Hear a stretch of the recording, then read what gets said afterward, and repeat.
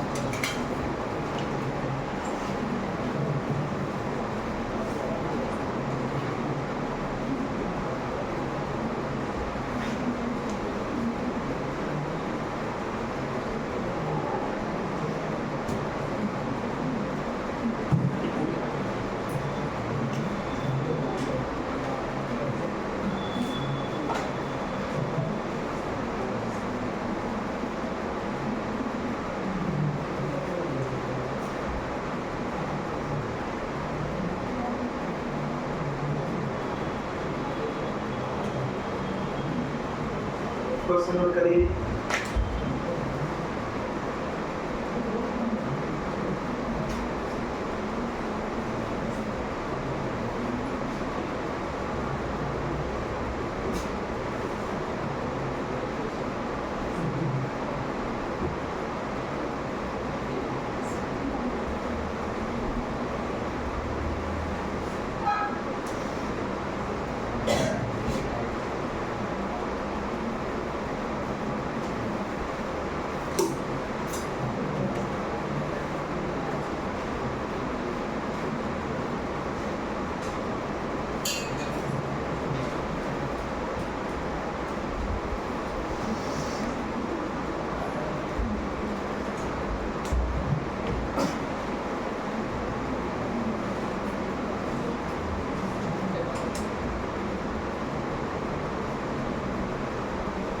Okay,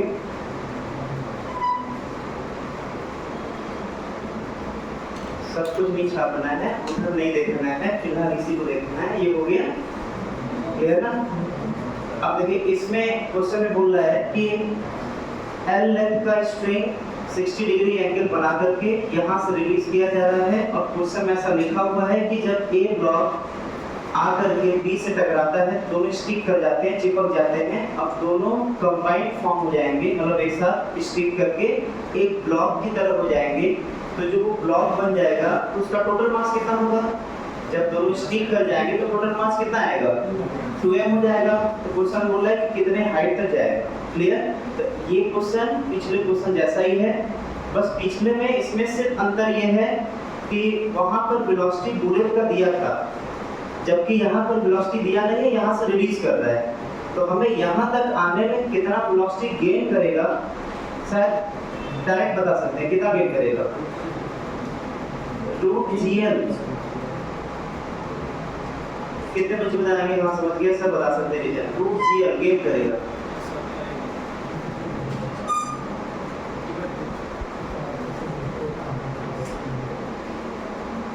अच्छा, अगर ये हाइट पता होता तो क्या डायरेक्ट हम ये बता सकते हैं क्या किसका वेलोसिटी यहाँ पर रूट 2gh हो जाएगा, रूट 2gh।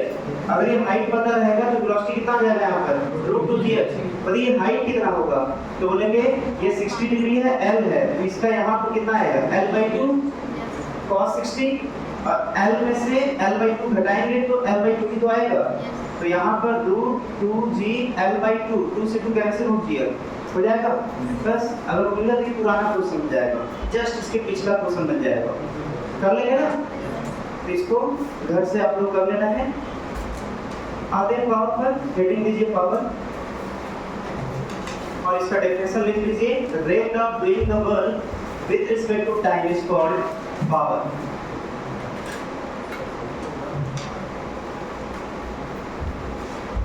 क्योंकि पावर से 2-3 क्वेश्चन पूछा जा रहा है कल एग्जाम में, टेस्ट में, इसलिए हम इसको पढ़ा दे रहे हैं पूरा। अभी वर्बोलॉजी समाप्त नहीं हुआ है, कुछ क्वेश्चन और प्रैक्टिस करना बाकी है, क्लियर ना। अभी एक लेक्चर करीब करीब जाएगा, लेकिन उसको एग्जाम के बाद। फिलहाल आज देखते हैं पावर क्या लिखा हुआ है, rate of doing the work with respect to time. अच्छा, इसको मैथमेटिकली अगर देखना हो, रेट का मतलब कि जिसके रिस्पेक्ट में डिफाइन हो रहा है वो नीचे डिवाइड होगा, विद रिस्पेक्ट टू टाइम, तो टाइम से डिवाइड होगा। कौन, डूइंग द वर्क मतलब वर्क, तो वर्क डिवाइडेड बाय टाइम, यही कहलाएगा पावर। लेकिन ये पावर कहलाएगा एवरेज पावर। एवरेज पावर, जो एवरेज पावर होता है वो होता है किसी टाइम इंटरवल में जो वर्क डन हुआ, ध्यान सुनना है, किसी टाइम इंटरवल में जो वर्क डन हुआ divided by total time taken, ये हो जाएगा एवरेज पावर। अगर हम इंस्टेंटेनियस पावर की बात करें तो इंस्टेंटेनियस पावर का मतलब वो dr या dt टाइम में होगा। इंस्टेंटेनियस मतलब dt टाइम में होगा, तो यहाँ पर बोलेंगे instantaneous power is equal to हो जाएगा dw/dt। अच्छा, वर्डन का फार्मूला क्या होता है, dw वर्डन कितना, क्या फार्मूला होगा, वर्डन का फार्मूला होता है F.dr डिवाइडेड बाय dt। जो F.dr है वही तो छोटा सा वर्डन देगा, क्योंकि छोटा सा डिस्प्लेसमेंट तो छोटा सा वर्डन। ये जो डिवाइडेड बाय dt है, अगर यहाँ से देखा जाए तो ये क्या दे देगा, वेलोसिटी। तो इंस्टेंटेनियस पावर को पावर ही बोलते हैं, लेकिन एवरेज पावर को पावर नहीं बोलते। एवरेज पावर होता है जिसका वैल्यू होगा total work done divided by total time, लेकिन इंस्टेंटेनियस पावर होगा F.v। आपको ये भी रिजल्ट याद करना है, ये भी रिजल्ट याद करना है। दूसरी बात, पावर का जो क्वांटिटी होगा ये स्केलर क्वांटिटी है, अगर इसके पास कोई डायरेक्शन नहीं होता पावर के पास, इसका जो यूनिट होगा आप यहाँ से बनाकर देख सकते हैं, यूनिट क्या बनकर आएगा, जूल पर सेकेंड, जूल पर सेकेंड। लेकिन इसी को हम लोग वाट भी बोलते हैं, क्लियर। और पावर को डिफाइन करने का एक और टर्म है हॉर्स पावर में, मतलब हॉर्स पावर मतलब 1 हॉर्स पावर मतलब HP, 1 HP इक्वल टू 746 वाट होता है, क्लियर। तो फिलहाल इतना नोट कर लीजिए, फिर आगे बढ़ते हैं। तो बेसिक चीजें ये सब हैं, और लास्ट में डायमेंशन आ गया है, उस डायमेंशन को भी लिख लेते हैं, फिलहाल अभी इतना नोट करिए। ये सब बेसिक फार्मूला है जो आगे हम लोग यूज करेंगे क्वेश्चन।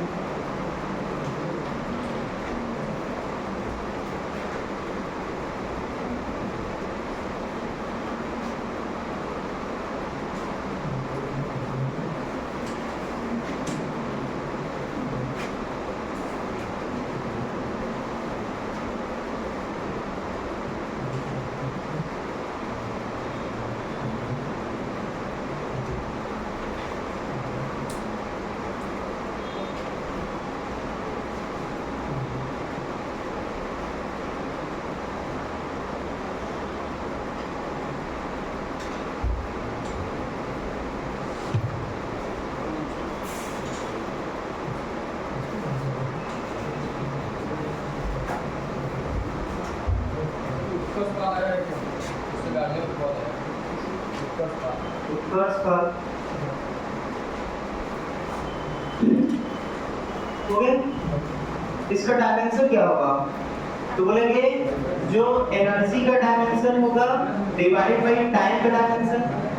टाइम का एनर्जी का डायमेंशन तो एक तरह से बहुत ही फेमस है, याद रखना चाहिए हमेशा के लिए। ये होगा ml टू t के पावर -2, ये होता है डिवाइडेड बाय t डायमेंशन। अच्छा ये t ऊपर जाएगा तो माइनस हो जाएगा, तो -1 -2 -3 हो जाएगा ml टू t के पावर -3। ये आ गया डायमेंशन, जल्दी से नोट कर लीजिए। पावर का डायमेंशन डिवाइडेड बाय टाइम का डायमेंशन। टाइम ऊपर जाएगा, जुड़ जाएगा नेगेटिव में।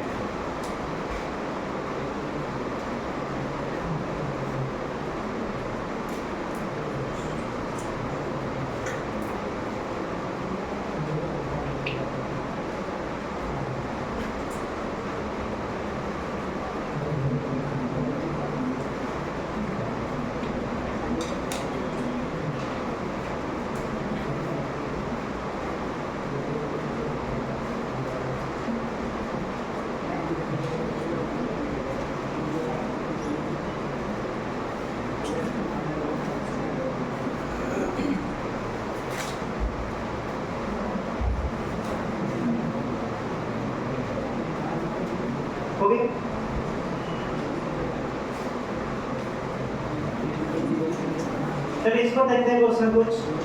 प्रोजेक्टाइल मोशन को ही यहाँ पर स्टार्ट करते हैं। अच्छा इसमें एक पॉइंट जो आगे यूज पड़ेगा, बेसिक चीजें हैं। अभी 1 मीटर क्यूब में कितने केजी वाटर आएंगे? 1 मीटर क्यूब में कितने केजी वाटर आएंगे?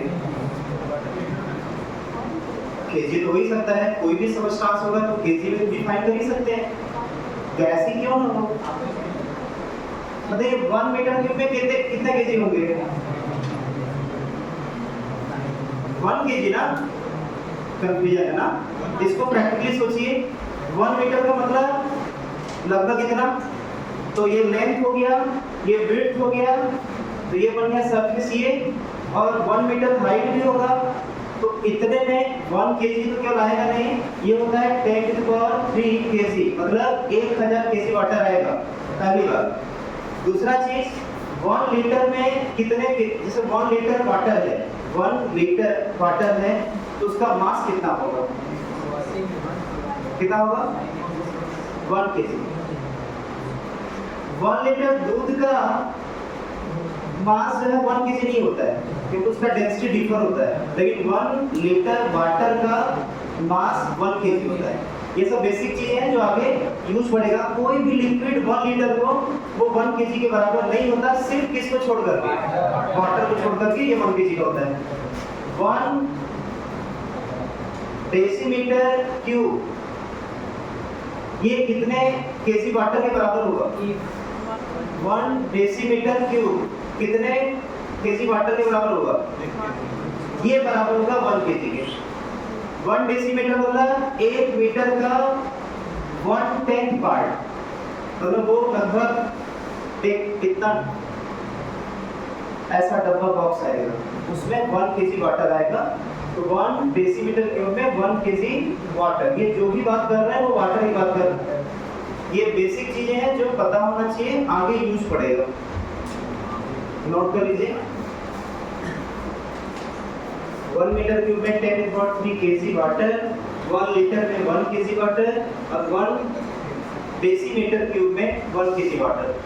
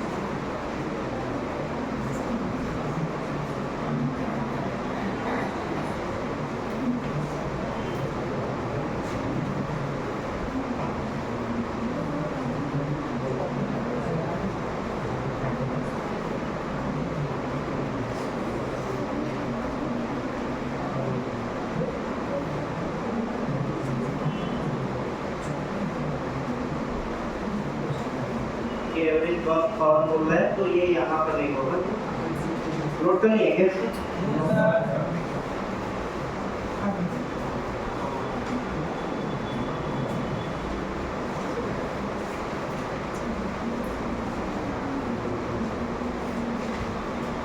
टोटल 6 क्वेश्चन है, इसको ट्राई कर लीजिए।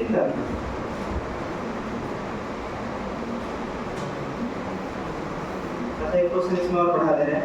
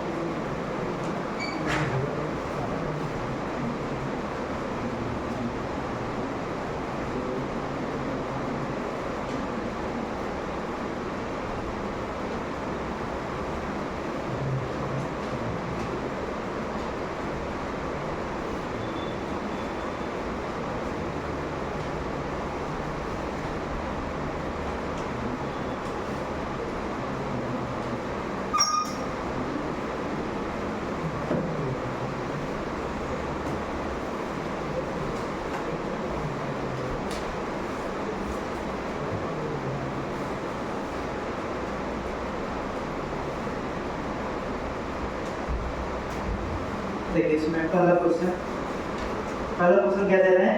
पहली बार की क्वेश्चन पूछ रहा है एवरेज पावर। एवरेज पावर अगर पूछ रहा है तो हम लोग ये फार्मूला नहीं यूज करेंगे, हम लोग फार्मूला यूज करेंगे total वर्डन divided by total time. तो एवरेज पावर के लिए पहली बात के दिमाग में ये फार्मूला रखते हुए अब यहाँ पर देखना है क्वेश्चन में दिया गया है इन बिटवीन किससे किसके बीच में पॉइंट ऑफ प्रोजेक्शन कहाँ पर होता है? यहाँ पर टू मैक्सिमम हाइट यहाँ पर होगा। अब देखिए यहाँ से यहाँ तक के मोशन में average power is equal to total work done. तो यहाँ से यहाँ तक में टोटल वर्क डन क्या होगा? तो वर्क डन भाई किसके द्वारा? जो फोर्स लगेगा, कौन सा फोर्स लगता है? Gravitational force. किधर की तरफ? डाउनवर्ड डायरेक्शन में। अच्छा, जो कांस्टेंट फोर्स है ये जो कभी वेरी नहीं करेगा इस हाइट तक, यहाँ से यहाँ तक जाने में डिस्प्लेसमेंट कितना होगा? वर्टिकल डायरेक्शन में। यहाँ से यहाँ पर जब गया तो यहाँ पर हॉरिजॉन्टल लेवल ये होगा, जब यहाँ पहुँचेगा तो हॉरिजॉन्टल लेवल ये होगा। इन दोनों हॉरिजॉन्टल लेवल के बीच का जो डिस्टेंस होगा वही वर्टिकल डिस्प्लेसमेंट कहलाएगा। वर्टिकल डिस्प्लेसमेंट कितने स्टूडेंट बोल रहे हैं? यही मैक्सिमम हाइट के बराबर होगा। जो वर्टिकल डिस्प्लेसमेंट होगा कहाँ से कहाँ तक vertical displacement? Point of projection से लेकर के मैक्सिमम हाइट तक, यहाँ से लेकर के यहाँ तक में मैक्सिमम जो वर्टिकल डिस्प्लेसमेंट होगा वो hmax के बराबर होगा और इसका वैल्यू होता है u square sin square theta by 2g। यही होगा u स्क्वायर बाई 2g, यही होगा। ये क्या गया? मैक्सिमम हाइट आ गया। अच्छा mg जो लगा वो किधर लगा? नीचे। डिस्प्लेसमेंट किधर हुआ? ऊपर। तो उनके बीच एंटी पैरेलल में बॉर्डर नेगेटिव आता है, मतलब माइनस mgh mg और जो h होगा वो होगा u square sin square theta by 2g divided by, ये तो आ गया total work done, divided by time. यहाँ से अगर टाइम कितना लगेगा तो बोलेंगे टोटल टाइम ऑफ फ्लाइट का हाफ होगा। टोटल टाइम ऑफ फ्लाइट कितना होगा?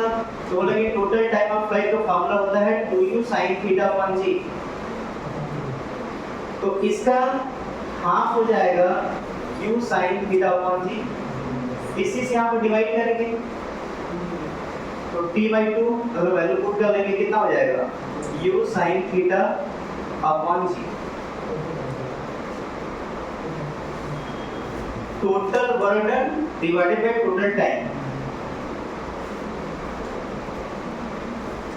टोटल टाइम t/2 क्यों ले रहे हैं, समझ आ गया ना, क्योंकि पॉइंट ऑफ प्रोजेक्शन से लेकर के मैक्सिमम हाइट के बीच का टाइम ऑफ फ्लाइट के आधे टाइम के बराबर होता है। इसको सिंपलीफाई करिए, g से g कैंसिल, एक यहां से u sin थीटा, इस u sin थीटा को कैंसिल करेगा, ये आ जाएगा माइनस m, g जाएगा ऊपर तो minus mg u sin theta.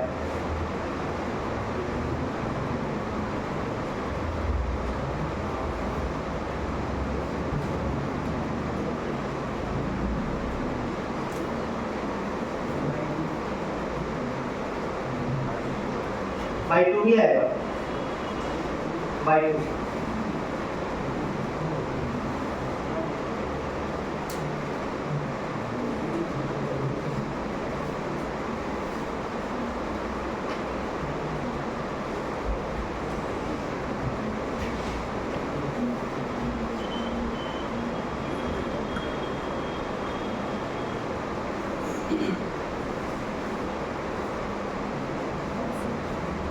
हो गया।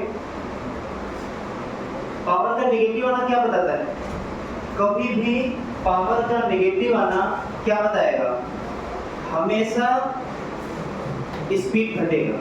नोट कर लीजिए, पावर नेगेटिव का मतलब पार्टिकल का स्पीड घटेगा।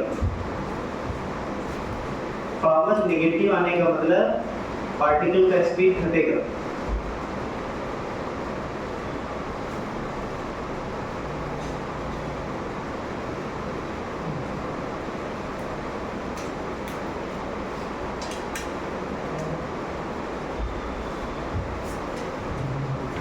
दूसरा क्वेश्चन क्या दिया हुआ है,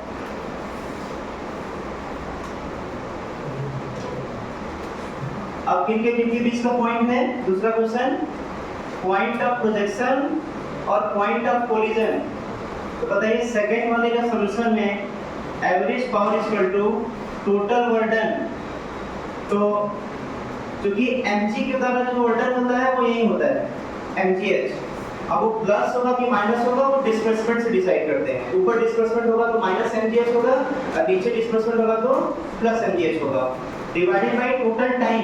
अब वो टाइम होगा टाइम ऑफ फ्लाइट। लाइक कितने लोग बोलेंगे सर, जहां से उसको प्रोजेक्ट किया गया था वर्टिकल हाइट जहां पर कोलाइड किया, इसका वर्टिकल हाइट 0 है, मतलब h0, तो पावर भी 0। नोट कर लीजिए, vertical height point two point जो ग्राउंड टू ग्राउंड प्रोजेक्शन है, वर्टिकल हाइट 0 होगा।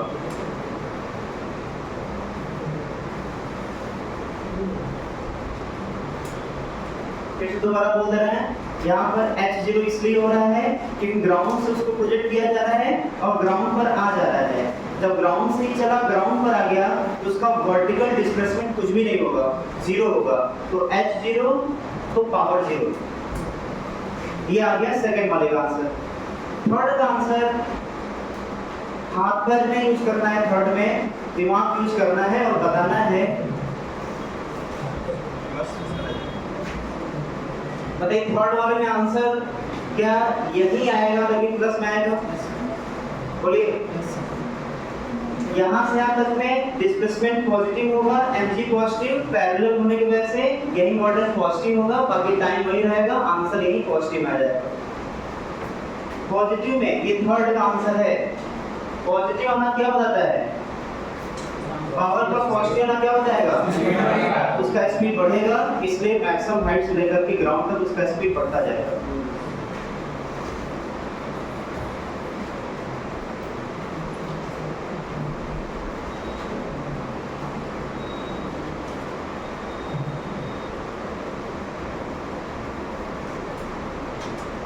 थर्ड वाले का आंसर नोट कर लीजिए, ये होगा जो भी पहले का था वही तीसरे का होगा, बस माइनस की जगह प्लस हो जाएगा।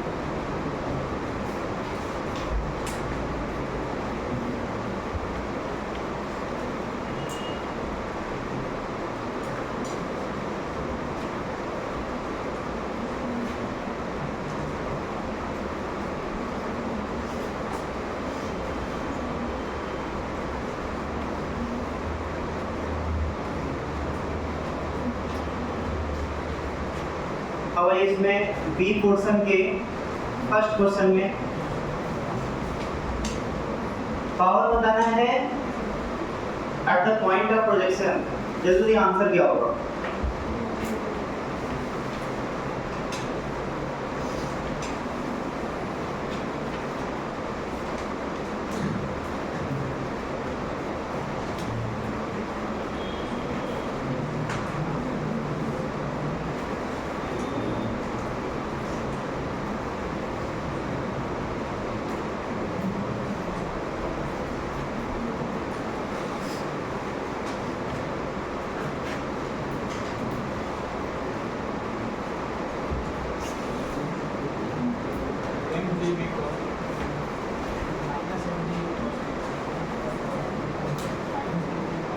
आंसर है,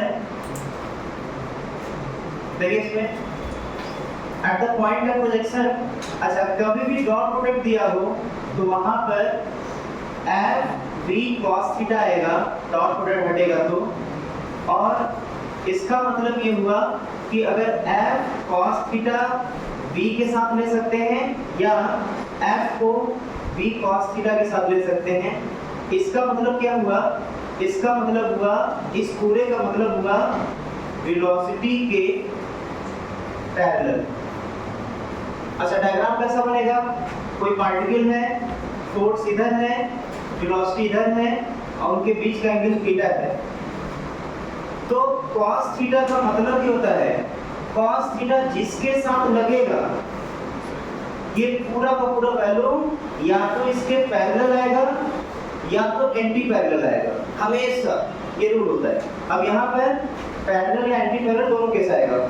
वैसे यहाँ पर भी कर सकते हैं। ये क्या होगा? फोर्स के पैरेलल या एंटी पैरेलल, तो देख लेंगे किस। अच्छा, जब पैरेलल होता है तो cos थीटा +1 आता है, और जब वही एंटी पैरेलल होगा तो cos थीटा -1 आएगा। बस इसको ध्यान देना है और इसी के बेस पर इसको सॉल्व कर लेते हैं। देखिए इसमें क्या होगा? पहला, पॉइंट ऑफ प्रोजेक्शन, यहाँ वेलोसिटी है, मास किधर, mg, वेट किधर लगेगा? नीचे की तरफ। ये हो गया फोर्स और ये हो गया वेलोसिटी। तो यहाँ पर इसका हमें डॉट प्रोडक्ट नहीं निकालना है, बल्कि देखना है कि इसका दो कंपोनेंट तोड़ करके कौन पैरेलल या एंटी पैरेलल और कौन सा परपेंडिकुलर है। तो इस वेलोसिटी का जो ये कंपोनेंट आएगा u cos थीटा, और इधर की तरफ क्या आएगा? u sin theta. बताइए पैरेलल है कि एंटी पैरेलल है? और एंटी पैरेलल होगा, डायरेक्शन अपोजिट है, एंटी पैरेलल है तो यहाँ पर आंसर क्या आएगा? नेगेटिव में। एंटी पैरेलल होगा तो नेगेटिव आंसर आएगा, एंटी पैरेलल में नेगेटिव आंसर, इसलिए यहाँ पर पावर आ जाएगा। पहले वाले का आंसर है power is equal to -mg u sin theta.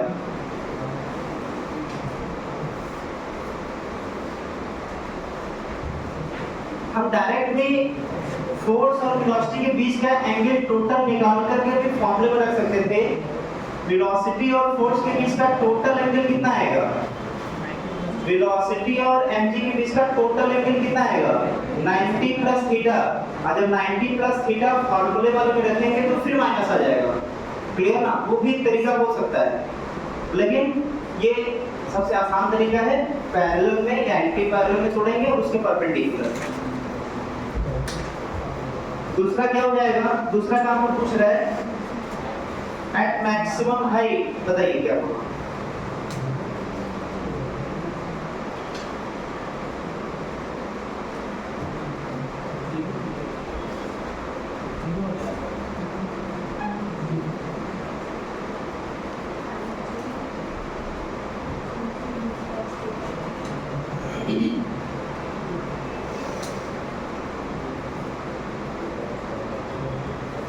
इसके मैक्सिमम हाइट पर देखिए, सेकंड वाले का आंसर, मैक्सिमम हाइट पर वेलोसिटी किधर होगा? तो मैक्सिमम हाइट पर वेलोसिटी 0 होता है। मैक्सिमम हाइट पर वेलोसिटी क्या होगा? 0 नहीं होगा ना? हाँ, 0 नहीं होगा, क्या होगा? u cos थीटा होगा ना, जो बदलता है नहीं। और फोर्स किधर लगेगा? Vertically downward. अच्छा, फोर्स और वेलोसिटी के बीच का एंगल कितना है? तो जब इसका डॉट प्रोडक्ट लेंगे, क्योंकि यहाँ पर डॉट प्रोडक्ट लेना होता है, तो cos 90 0, तो पावर 0 आ जाएगा।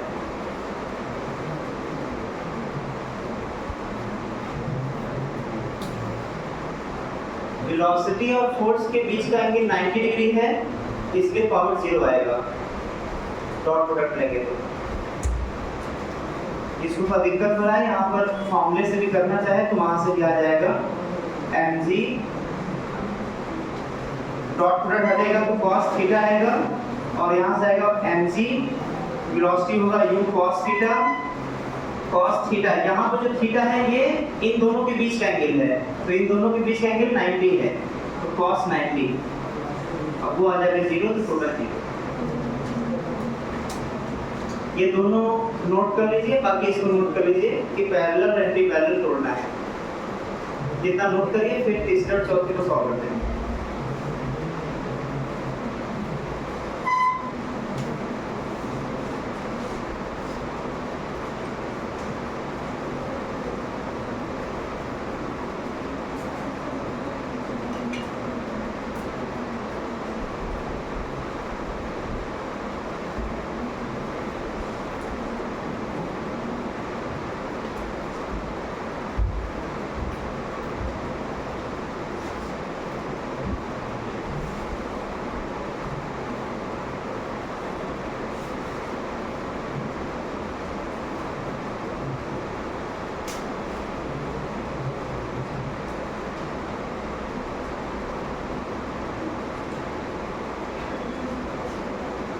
हो गया?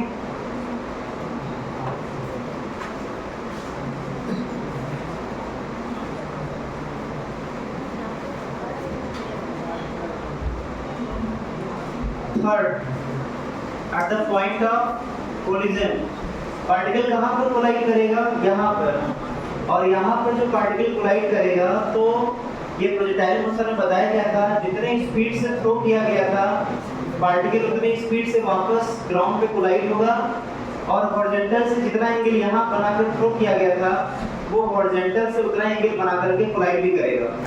क्लियर? ये मोशन के सिमेट्रिसिटी से कर सकते हैं। अब तो यहाँ पर वेलोसिटी तो ये है, लेकिन फोर्स किधर लगेगा? फोर्स तो नीचे लगेगा, किसके बराबर? mg के।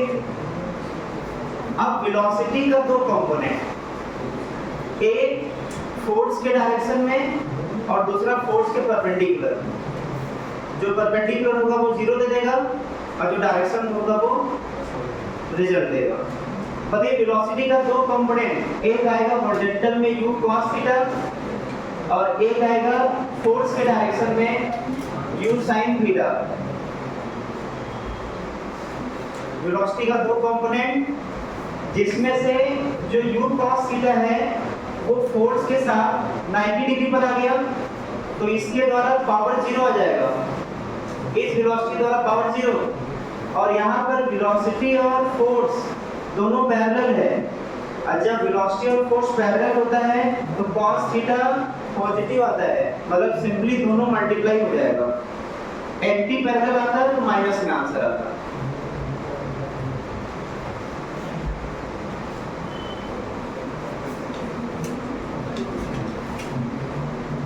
ये थर्ड वाले का आंसर लिख लीजिए।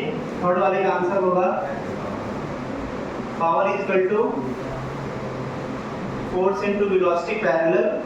फोर्स होगा mg, और जो वेलोसिटी पैरेलल में आएगा वो होगा u sin थीटा, ये आएगा पॉजिटिव।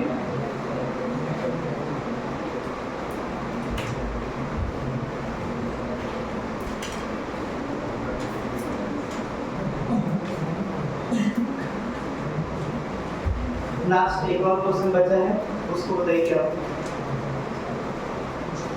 General time table.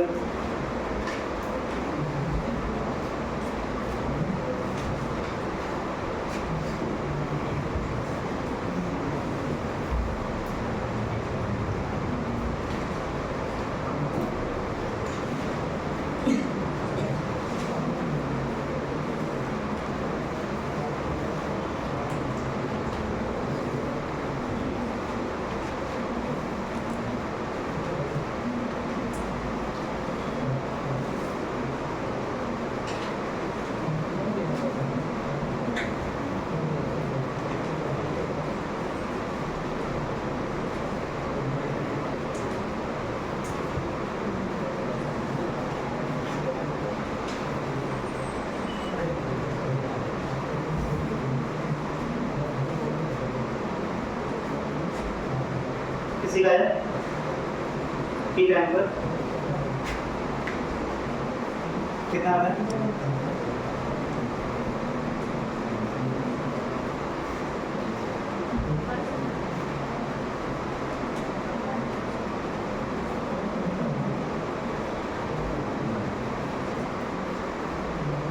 इसको दो तरीके से अप्रोच करते हैं। पहला जनरल तरीका, जैसे अगर मैं पावर चाहिए तो फोर्स को वेक्टर के फॉर्म में लिखते हैं आई कैप जे कैप के फॉर्म में, वेलोसिटी को आई जे के फॉर्म में, और दोनों का डॉट प्रोडक्ट ले लेंगे। एक तो तरीका ये हो गया। दूसरा तरीका ये है कि जब पार्टिकल को फ्लो किया गया है हॉरिजॉन्टल के साथ थीटा एंगल बना करके, और mg तो हमेशा नीचे ही लगेगा, मतलब y में। अगर इसको y एक्सिस लिया जाए तो mg हमेशा माइनस y में लगेगा। जो स्पीड होगा इसका दो कंपोनेंट टूटेगा, जिसमें से जो x कंपोनेंट वाला वेलोसिटी है वो तो कभी बदलेगा नहीं, जो y के डायरेक्शन वाला वेलोसिटी है वो होगा u sin theta minus gt। ये वेलोसिटी तब का बता रहे हैं जो किसी भी टाइम पर निकाला जा सकता है, मतलब जनरल टाइम t पर ये y के डायरेक्शन का वेलोसिटी है। तो कह रहे बोला कि सर यहाँ पर फोर्स के साथ जो हॉरिजॉन्टल में वेलोसिटी है वो 90 डिग्री पर हमेशा रहेगा, जो x के डायरेक्शन का वेलोसिटी है वो फोर्स के साथ हमेशा 90 पर रहेगा। मतलब उसके द्वारा क्या आ जाएगा, पावर 0, मतलब इसके द्वारा पावर 0 आएगा।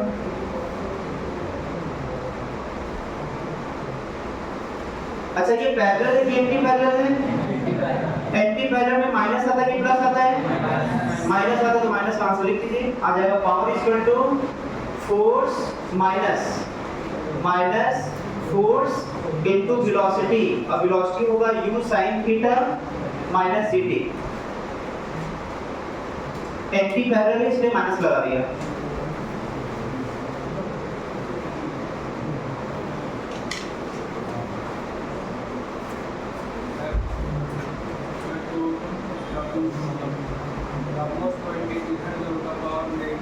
वो सब ऑटोमेटिक कर देगा, टाइम जो है जैसे से इंक्रीज करेगा। देखिए मैक्सिमम हाइट के बाद, इधर मैक्सिमम हाइट के बाद ये नेगेटिव आएगा। ये जब डाउनवर्ड मोशन करेगा डिसेंडिंग में नेगेटिव आएगा, तो नेगेटिव नेगेटिव पॉजिटिव हो जाएगा। तो टॉप टू ग्राउंड वो पॉजिटिव आने लगेगा। वो फार्मूला खुद ही दे देगा रिजल्ट।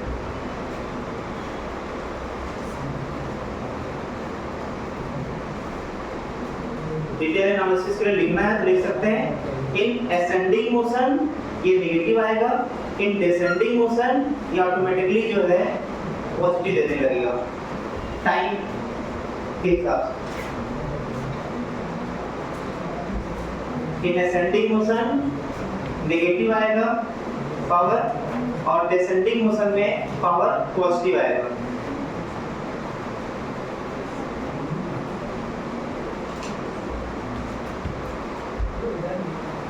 इधर देखते हैं नेक्स्ट। अच्छा यहाँ पर जो बोल रहे थे आई जे के फॉर्म में, तो यहाँ से भी जब सॉल्व करेंगे दोनों का आई जे के फॉर्म में लाएंगे, दोनों का डॉट प्रोडक्ट लेंगे तो रिजल्ट ये मिलेगा।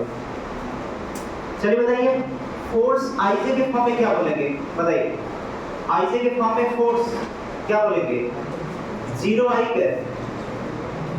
एक्स में फोर्स क्या होगा 0, तो 0 आई कैप माइनस mg जे कैप। इसका बताइए क्या होगा आई जे के फॉर्म में, आई जे के फॉर्म में u cos theta I cap plus फिर minus u cos theta I cap plus u sin theta minus gt J cap. और जब दोनों का डॉट प्रोडक्ट निकालेंगे तो यही रिजल्ट आएगा। क्लियर? आगे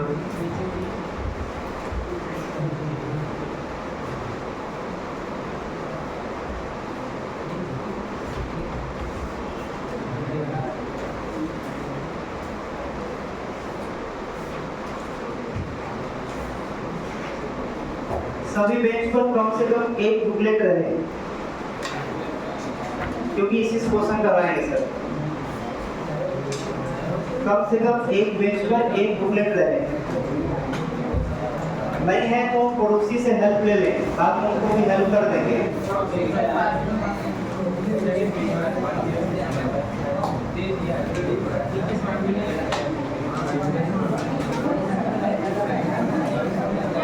हो गया? कितना टाइम नहीं हो गया ना? एक पेज पर एक पेज नंबर 31, पेज नंबर 31।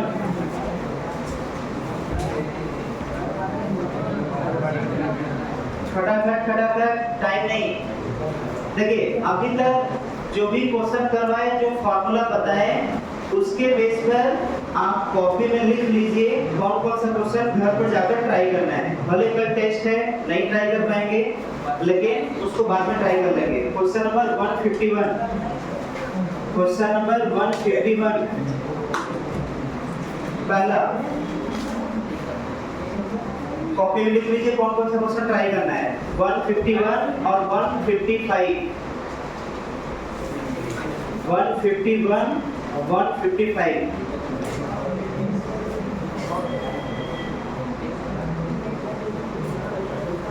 हो जाएगा। अब आगे बढ़ते हैं। Next,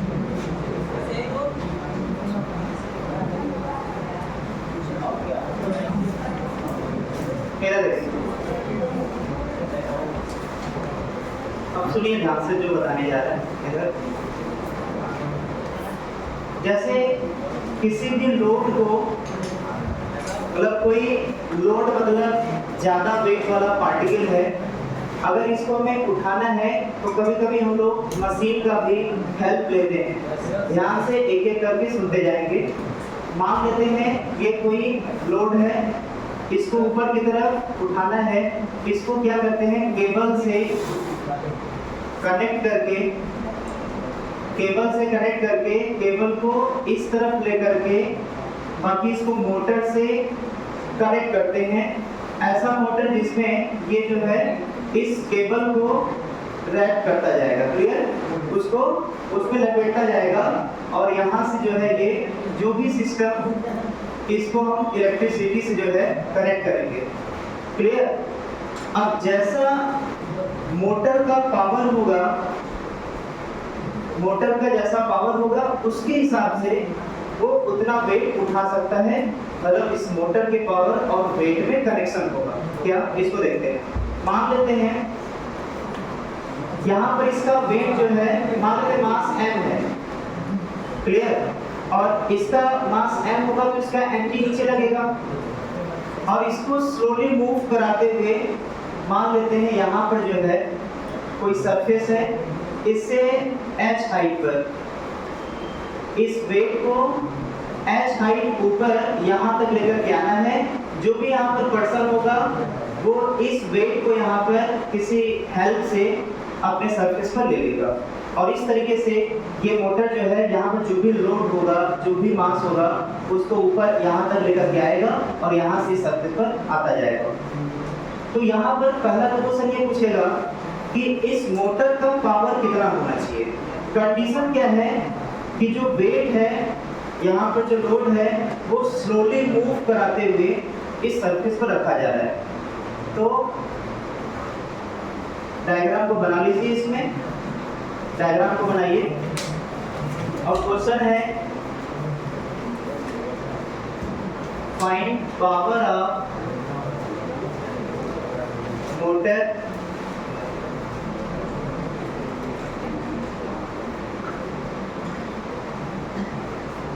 find power of motor just to lift the block of mass m.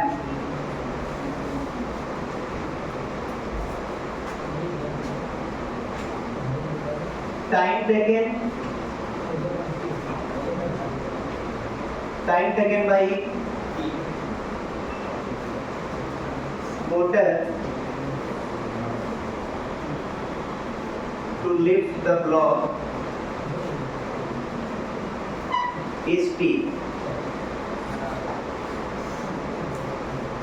तो देखिए आएगा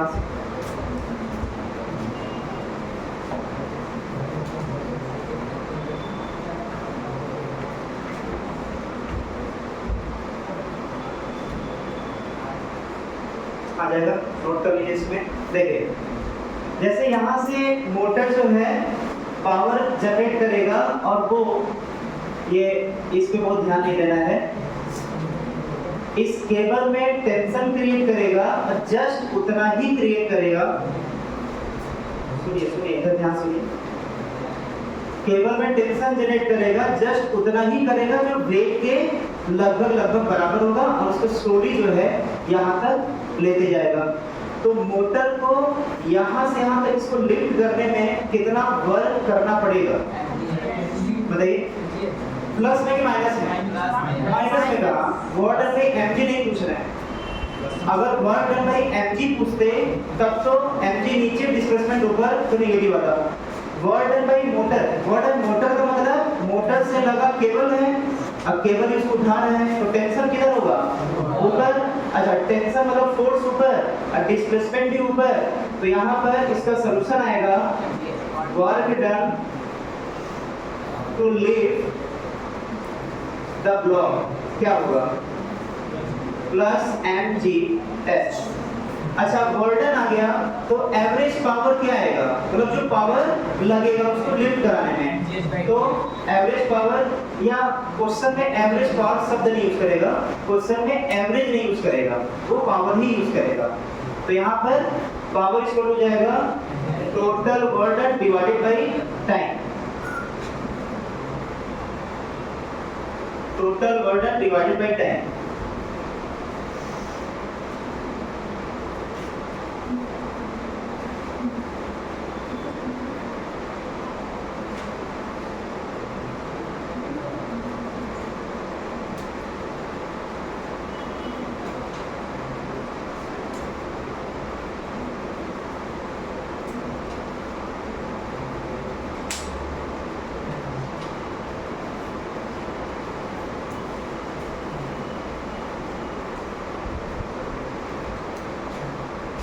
ये होगा पावर ऑफ मोटर, ये जो रिजल्ट आया है वो होगा पावर ऑफ मोटर।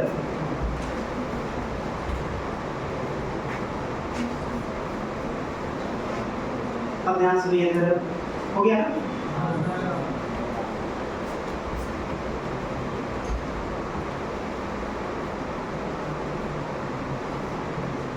अब देखिए यहाँ पर ये जो m/t लिखे हैं, अब जब क्वेश्चन ट्राई करेंगे पहली बार कि यहाँ पर एग्जांपल लिया किसी ब्लॉक का, क्लियर, लेकिन ब्लॉक की जगह वाटर भी हो सकता है। जैसे हम लोग घर में जो हम लोग मोटर यूज करके छत पर रखे टैंक में वाटर को फिल करते हैं, तो वो तो मोटर के ही हेल्प से करते हैं, इलेक्ट्रिसिटी से कनेक्ट करते हैं। वो मोटर वाटर को ग्राउंड फ्लोर से उसके छत तक फ्लोर तक लेकर के जाता है, क्लियर। तो अब इस ब्लॉक की जगह क्वेश्चन में वाटर भी दे सकता है। अगर ये वाटर देगा तो यहाँ पर तरीका सब कुछ वही रहेगा, जहाँ ब्लॉक था वहाँ वाटर हो जाएगा। फॉर्मूला रिजल्ट भी यही यूज करेंगे वाटर के लिए भी, मतलब ब्लॉक के लिए भी वही रिजल्ट यूज करेंगे जो वाटर के लिए होगा। लेकिन इसको लिख रहे हैं यहाँ पर m/t, इसको अलग से लिख रहे हैं। इसका क्या मतलब हुआ? कई सारे क्वेश्चन में ये मिलेगा, इसमें दिया रहेगा कि 1 मिनट में इतने वाटर, मतलब यहाँ टाइम और यहाँ पर मास का मतलब क्या होगा कि 1 मिनट में इतने मास ऊपर लिफ्ट किए गए, या फिर 1 सेकेंड में इतने मास ऊपर की तरफ लिफ्ट किए गए। मतलब यहाँ पर m/t का डायरेक्ट वैल्यू दिया रहेगा। जब क्वेश्चन पढ़ेंगे तो m/t का डायरेक्ट वैल्यू दिया रहेगा, तो हम ये m/t gh यूज कर देंगे, क्लियर। तो इसका मतलब हुआ t टाइम में, इसको लिख लेंगे t टाइम में m मास को h हाइट ऊपर लिफ्ट कराया गया, किसके द्वारा? मोटर के द्वारा।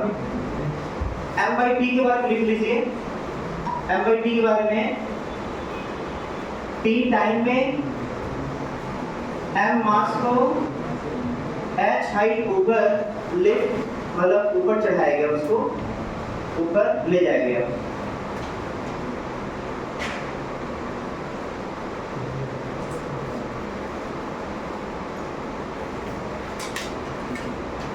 ठीक है, अब देखिए इसमें केवल फॉर्मूले में डाटा को पुट करना है। क्वेश्चन नंबर 136, मतलब इस पर बेस्ड कौन कौन से क्वेश्चन बनेंगे नोट कर लीजिए कॉपी में।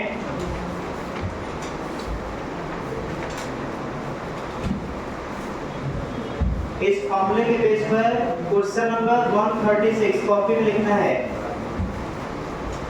अरे जहां पर ये फॉर्मूला खत्म हुआ ना, उसी के जस्ट नीचे लिखिए, जहां पर ये लिखे हैं उसके नीचे लिखिए कि बुकलेट का क्वेश्चन नंबर 136 बनेगा। इससे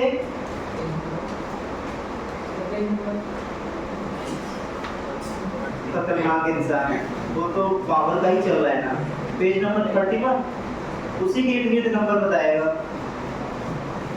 दूसरा क्वेश्चन 144, ये भी क्वेश्चन बन जाएगा। हाँ, क्वेश्चन नंबर 144 का आंसर गलत दिया है। डी आंसर इसका सही होगा, लेकिन डी आंसर को बदल दीजिए। वहां पर डी आंसर होगा 3 × 10⁻³ लीटर। डी आंसर जो 10⁻6 लिखा हुआ है वहां पर 10⁻³ कर दीजिए, वो आंसर आएगा। हो गया। Next question number 150। नहीं, एक मिनट, ये भी बन जाएगा, लेकिन कुछ पॉइंट जोड़ना है। क्वेश्चन नंबर 152 देखिए इसमें, क्वेश्चन नंबर 152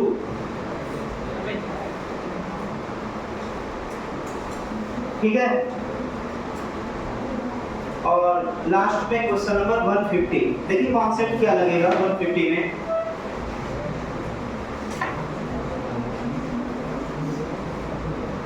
जो क्वेश्चन नंबर 136 और 144 है वो तो डायरेक्ट फॉर्मूले में रखेंगे, आंसर आ जाएगा। कौन सा 136 144 फॉर्मूले में रखेंगे, डायरेक्ट आंसर आएगा। क्वेश्चन नंबर जो 150 दिया हुआ है, इस कॉन्सेप्ट को समझ लेते हैं। इधर सुनिए ध्यान से। क्वेश्चन नंबर 150 को सॉल्व करने के लिए देखो उसमें दिया गया है।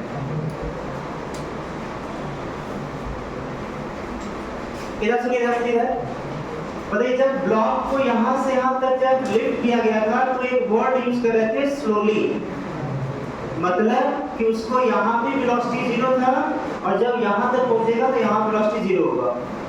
तो क्या यहाँ पर चेंज इन काइनेटिक एनर्जी क्या हो जाएगा, 0 हो जाएगा।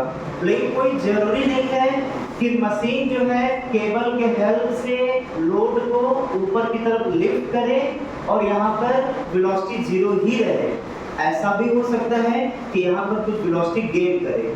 जैसे एग्जांपल के तौर पर अगर हम ऐसा पावर का मशीन लगाएं जो वाटर को यहाँ से लिफ्ट भी करे और यहाँ पर कुछ वेलोसिटी से थ्रो भी करे, पंप के थ्रू पहले वो पाइप के थ्रू वाटर को ऊपर लिफ्ट करेगा और यहाँ पर पंप के थ्रू वाटर को ऐसे इधर की तरफ थ्रो करेगा। तो इसका मतलब जिस वाटर को यहाँ से लिफ्ट किया गया, टोटल मास m दे दिया मान लेते हैं, तो इसको यहाँ से यहाँ तक लिफ्ट भी किया गया और उसके साथ साथ इसके पास यहाँ पर वेलोसिटी भी गेन कर लिया है। इसका मतलब ये हुआ कि जब यहाँ से यहाँ तक वेलोसिटी गेन नहीं किया था तो work done to lift the block mgs था। ध्यान सुनिएगा, जब तक वेलोसिटी गेन नहीं किया था तो रिजल्ट ये था, लेकिन अगर यहाँ वेलोसिटी गेन किया तो अब इसी में जुड़ जाएगा प्लस हाफ v²। कैसे, इसका प्रूफ देख लेते हैं। बताइए यहाँ पर वर्क डन बाय एक्सटर्नल, ये एक्सटर्नल है जो उसको ऊपर की तरफ लिफ्ट करा रहा है। Total work done by all the forces क्या होगा, total work done by all the forces कौन कौन सा, एक लिफ्ट कराने वाला और दूसरा mg। तो mg के द्वारा क्या होगा माइनस mgh। तो work done by all the forces equal to change in kinetic energy. अब यहाँ से हमें वर्क बाई एक्सटर्नल, ये एक्सटर्नल है कौन? मोटर या मशीन जो उसको लिफ्ट करा रहा है। क्लियर? तो ये वर्क बाई मशीन या मोटर क्या होगा? तो इसको इधर लेते जाएंगे, जब इधर ले जाएंगे तो ये रिजल्ट मिलेगा, और जब ये रिजल्ट मिलेगा तो पावर ऑफ द मोटर अब ये नहीं होगा, बल्कि अब जो है पावर ऑफ मोटर हो जाएगा mgh plus half mv² divided by total time. अब बिल्कुल इसी पर बेस्ड जो क्वेश्चन है वो क्वेश्चन नंबर 150 है। मतलब हम बोल दिए क्वेश्चन नंबर 150 इसी पर बेस्ड है, इसका मतलब आपको केवल क्वेश्चन में डाटा ढूंढना है, अब वो डाटा खोज करके बस इसी में डिटेल रख देना है, आंसर आ जाएगा।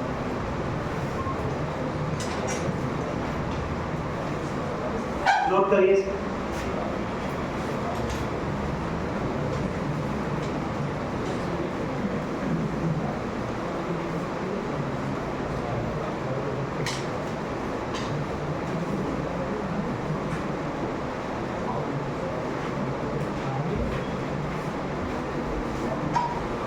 Uh, 150 के लिए नहीं, जो नया कॉन्सेप्ट बदल गया है वो ये है कि वाटर को लिफ्ट भी कराया जा रहा है या ब्लॉक को लिफ्ट भी कराया जा रहा है, और जब सबसे ऊपर टॉप पर जा रहा है तो वेलोसिटी भी गेन कर रहा है।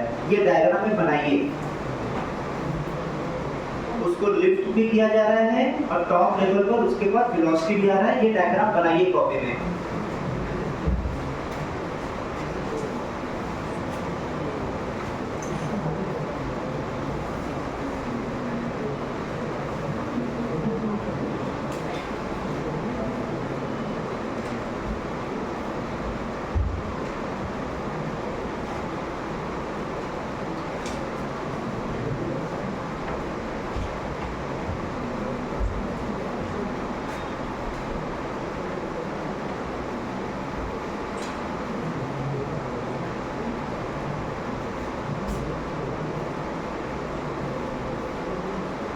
ये रिजल्ट और ये डायग्राम दोनों साथ साथ होना चाहिए, रिजल्ट और डायग्राम।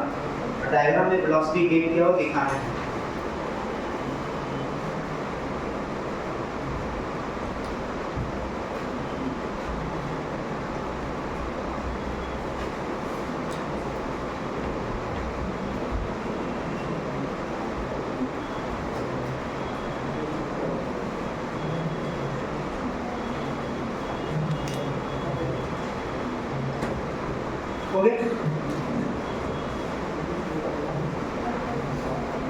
नेक्स्ट, अब पावर से रिलेटेड नेक्स्ट क्वेश्चन क्या आ सकता है, अगला देखते हैं।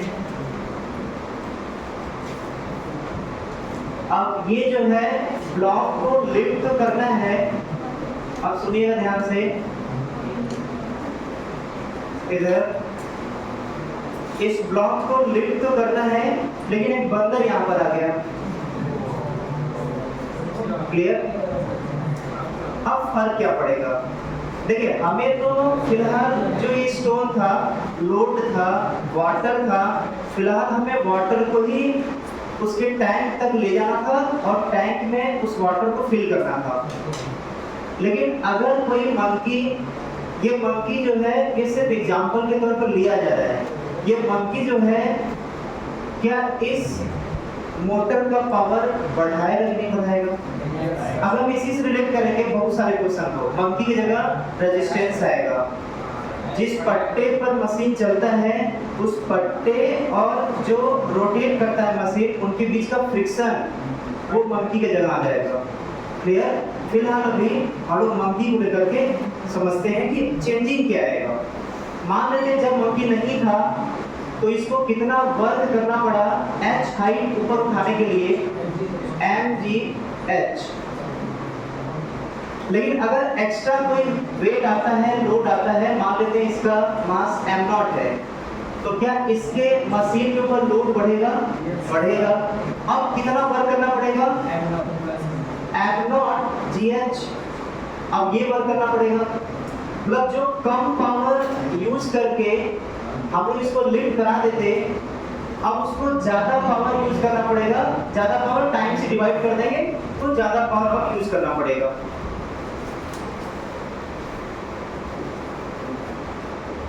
अब ध्यान सुनिए इसमें, अब यहां पर एक आता है एफिशिएंसी ऑफ मोटर या मशीन। अब ये क्या होता है इसको समझते हैं।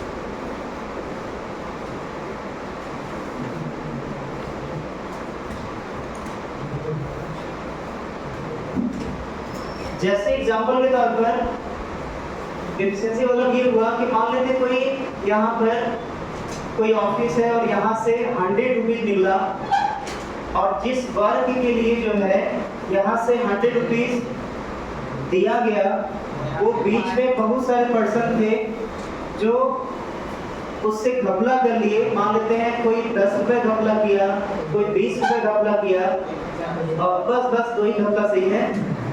तो अब फाइनली जो ऑफिस से पैसा निकला था वो 100 रुपीज निकला था, लेकिन यहाँ पर जिस वर्ग के लिए लाया गया वो कितना लाया गया, 70। इसका मतलब कि जो हमें इनपुट दिया गया, मतलब जो इनपुट मतलब जो पैसा दिया गया वो 100 रुपीज था, लेकिन जो काम का हमारे निकला, जो उस काम के लिए यूज किया गया वो तो फिर 70 ही बचा, क्योंकि 30 रुपए बीच के पर्सन खा गए।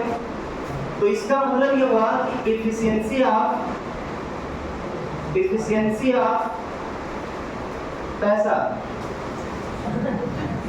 इस पैसे का क्या एफिशिएंसी रहा, तो कितना आउटपुट मिला, क्लियर, और कितना इनपुट दिया गया into 100, क्लियर, वो परसेंट में आएगा। मतलब केवल हमारे आउटपुट का 70 निकला, दिया गया था टोटल पैसा 100 रुपीज, मतलब 70%, 100 से मल्टीप्लाई कर देंगे, 70% उस इनकम का एफिशिएंसी है उस काम के लिए। बिल्कुल इसी को रिलेट करिए यहाँ पर, तो बताइए यहाँ पर रिजल्ट क्या मिलेगा। देखिए अब क्योंकि इस मशीन को बंदर को उठाने के लिए नहीं किया जा रहा है, पत्थर उठाने किया जा रहा है, तो इस मशीन को स्टोन को उठाना ही है, लेकिन ये एक्स्ट्रा लोड बढ़ रहा है, तो एक तरह से इस पावर को बढ़ाना पड़ेगा। मतलब मान लेते हैं ये जो पहले मंकी नहीं था तो केवल 70 वाट से ही काम चल जा रहा था, इसको उठा ले रहा था। जैसे मंकी आया वैसे ये एक्स्ट्रा लोड बढ़ाया, अब जोड़ पड़ने लगा 100 का, क्योंकि 100 में 30 वाट यहाँ पर खर्चा कर देगा और 70 वाट यहाँ पर खर्चा कर देगा। तो यहाँ से क्या फॉर्मूला बनेगा, लोड एक्स्ट्रा बढ़ेगा तो पावर बढ़ जाएगा मशीन का, जो बिना काम का लोड है, जो हमारे काम का नहीं है। तो बताइए एफिशिएंसी ऑफ मोटर क्या बन के आएगा फॉर्मूला, तो एफिशिएंसी ऑफ मोटर आएगा output power divided by, output power मतलब ये जो आउटपुट में चाहिए 70 watt, divided by input power into 100। बड़ा प्रैक्टिकल से इसका मतलब है, लोग इसको हाई फाई समझ करके रटने नहीं बैठना है, बिल्कुल प्रैक्टिकल से मतलब के लिए, इसलिए वहां पर 100 रुपीज का एग्जांपल लिए कि कोई रटे ना, उसको समझ ले। तो ये फॉर्मूला आपके काम आने वाला है, अगला जो क्वेश्चन हम यूज करेंगे। ये फॉर्मूला नोट कर लीजिए, ये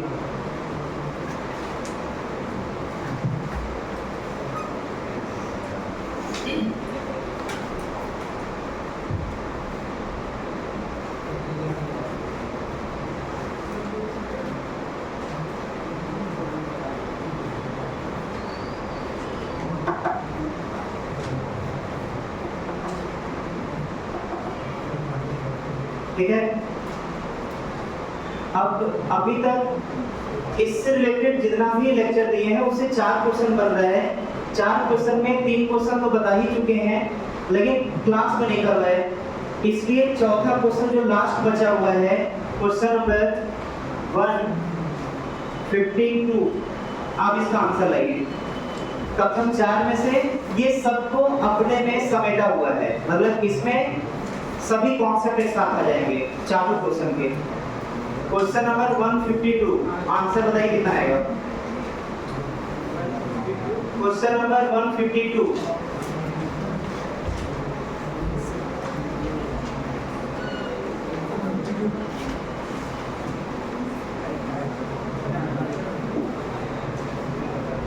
उसमें बंदर मत ढूंढिएगा,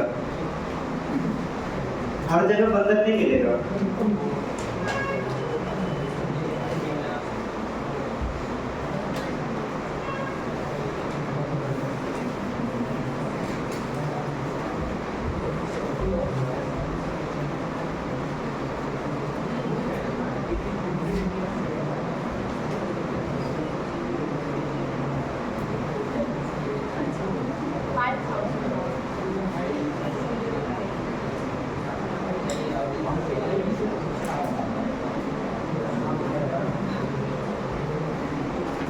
आगे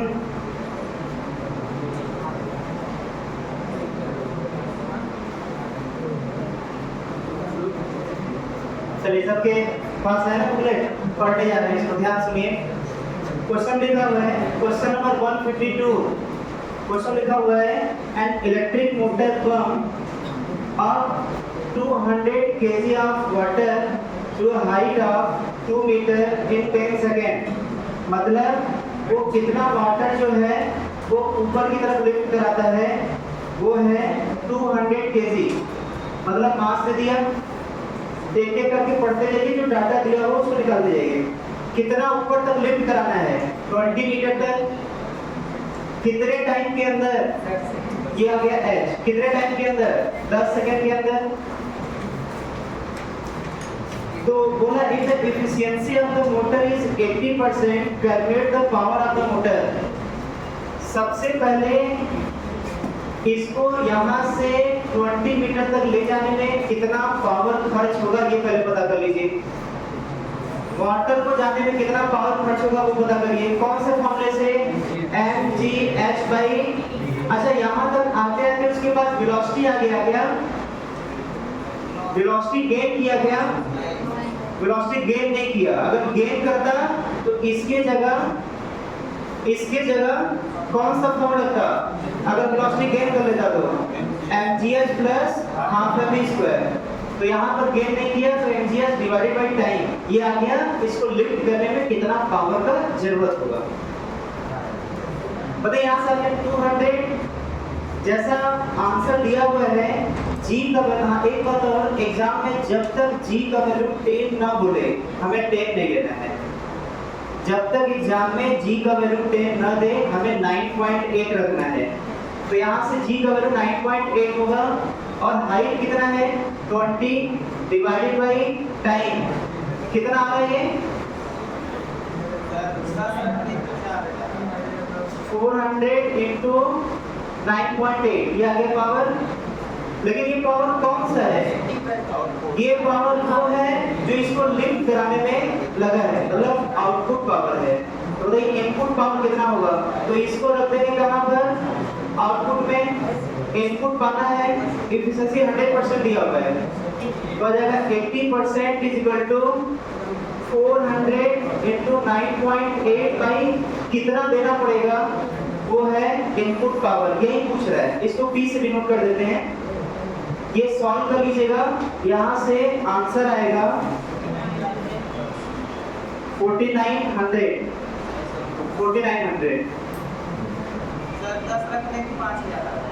हमारे एग्जाम में जब तक ना दे तब तक हमें जी का 10 नहीं रखना है।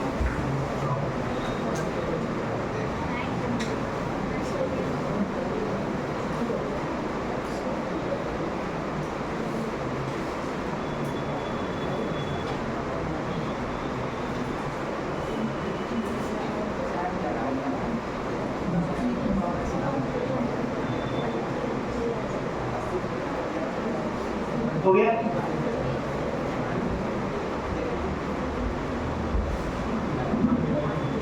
अब जो है यहाँ पर देख लेते हैं मंकी का जगह कौन कौन ले सकता है। देखिए जैसे मोटर में जो हम लोग बेल्ट यूज करते हैं जो बेल्ट रोटेट करता है, तो जिस मेटल के सरफेस पर बेल्ट रोटेट करता है उसके बीच का जो फ्रिक्शन होगा वो इस मंकी की जगह आ सकता है। दूसरा, अगर ये सब बेकार की बातें हैं।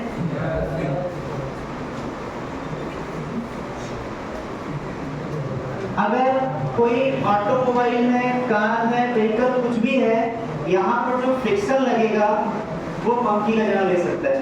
क्लियर? तो अब इसी पर बेस्ड एक क्वेश्चन इसमें है, क्वेश्चन नंबर 138, 139, क्वेश्चन नंबर 138, 139।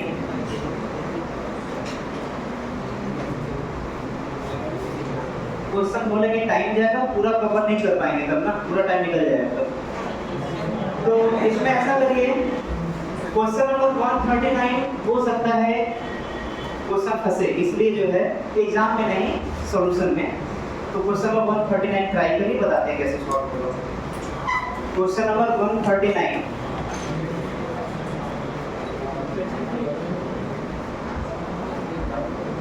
बैठिए किसी बेंच पर जहां पर जो है टुकड़े की हो।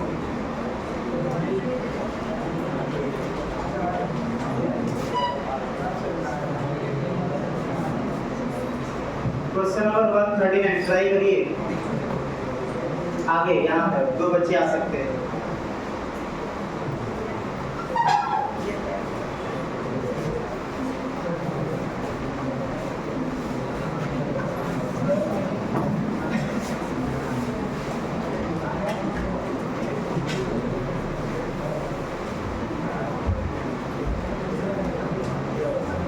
बात नहीं,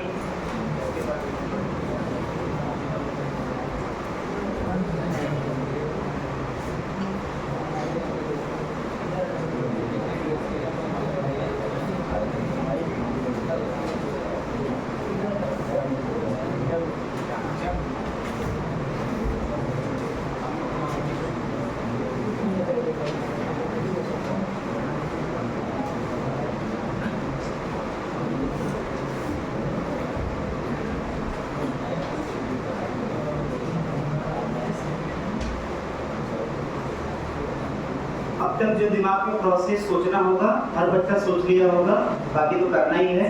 अब इधर देखिए, मैच कराइए अपने सोच को हमारे सोच से कि कहाँ पर डिफरेंट सोच रहे थे आप लोग। इधर देखिए, क्वेश्चन लिखा हुआ है, इधर ध्यान दीजिए। क्वेश्चन लिखा है a car of the mass, car का मास कितना दिया हुआ है 1250 kg, ठीक है। और इस कार को जो है कितने स्पीड से मूव कराया जा रहा है, इसका वेलोसिटी दिया है 30 मीटर पर सेकेंड। आगे बढ़ते हैं। इट्स इंजन डिलीवर्स 30 किलोवाट, मतलब इसका जो इंजन है वो कितना पावर डिलीवर्ड कर रहा है, वो है 30 किलोवाट। जो उसका इंजन है वो 30 किलोवाट जो है पावर डिलीवर्ड कर रहा है। While resisting force due to surface, जिस सरफेस पर कार चल रहा होगा वहां पर फ्रिक्शन फोर्स अब वो दिया हुआ है 750 न्यूटन।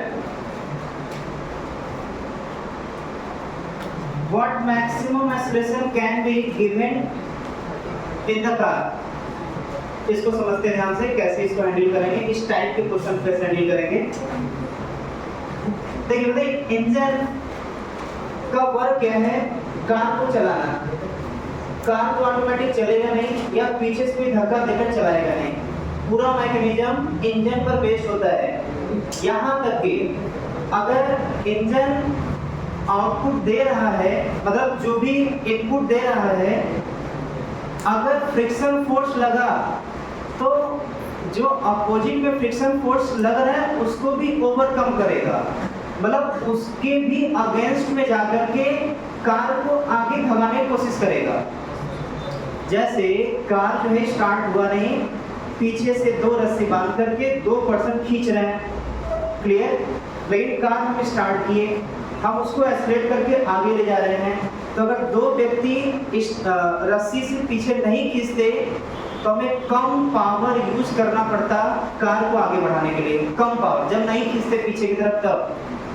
लेकिन अब जब दो रस्सी से पीछे खींच रहे हैं तो हमें ज्यादा पावर लगाना पड़ेगा कार के ऊपर उसको आगे ले जाने के लिए। तो कार को तो आगे ले ही जाना है, लेकिन हमें एक तो इस वेट के अगेंस्ट में इसको चलाना है, उसके साथ साथ जो स्ट्रिंग से पीछे जो है फोर्स लगा जा रहा है उसके भी अगेंस्ट में हमें पावर यूज करना है।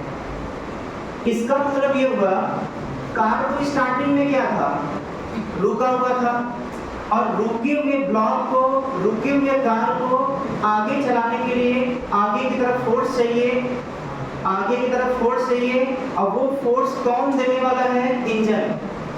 इंजन के ही मैकेनिज्म से, भाई इंजन नहीं स्टार्ट होगा तो कैसे कार आगे जाएगा। तो आगे ले जाने के लिए, फोर्स लगाने के लिए कौन यहाँ पर पार्टिसिपेट करेगा, इंजन। और जो पीछे दो रस्सी से दो व्यक्ति खींच रहे थे कार को, वो आगे नहीं बढ़ने दे रहे थे, वो इंजन भी उसके अगेंस्ट में वर्क करेगा। इसका मतलब इंजन को दो जगह वर्क करना पड़ रहा है, एक जो पीछे खींच रहा है उसके अगेंस्ट में, और एक कार को आगे चलाना है उसके अगेंस्ट में। वर्क दो जगह इंजन करेगा, एक आगे बढ़ाने के लिए और जो पीछे खींच रहा है उसके अगेंस्ट में ओवरकम करने के लिए। मतलब कि यहाँ पर फोर्स दो जगह लगेंगे, एक तो जो सरफेस का रेजिस्टेंस आया है 750, ये उसके साथ साथ कार को जितना फोर्स लगा करके आगे बढ़ाएगा वो हमें नहीं पता है। और वो पता चल ही जाए तो क्वेश्चन में पूछ क्या रहा है, देखिए पढ़िए क्वेश्चन में पूछ रहा है acceleration of the car, maximum acceleration car. तो अगर हमें ये पता ही चल जाए तो मास से डिवाइड कर देंगे तो एक्सेलरेशन आ जाएगा, यही हमें फाइंड करना है। अच्छा, ये आ गया नेट फोर्स। पावर क्या होता है, वेलोसिटी दिया है, फोर्स दिया है, पावर क्या होता है, फोर्स इनटू वेलोसिटी। इसका मतलब यहाँ पर फोर्स ये आ गया और वेलोसिटी दिया है 30, ये आ गया पावर। और क्या ये पावर दिया है क्या इंजन का, 30 × 10⁻3। बस इसको इक्वेट करिए, शायद यहाँ से 30 से 30 गया, 1000 में 750 जाएगा, 250, मतलब F = 250 हो गया। मास से डिवाइड करिए, आ गया 250 डिवाइडेड बाय टोटल मास कितना है 1250, 0 गया, यहाँ से यहाँ गया, यहाँ से यहाँ गया, 1/5 मीटर पर सेकेंड स्क्वायर।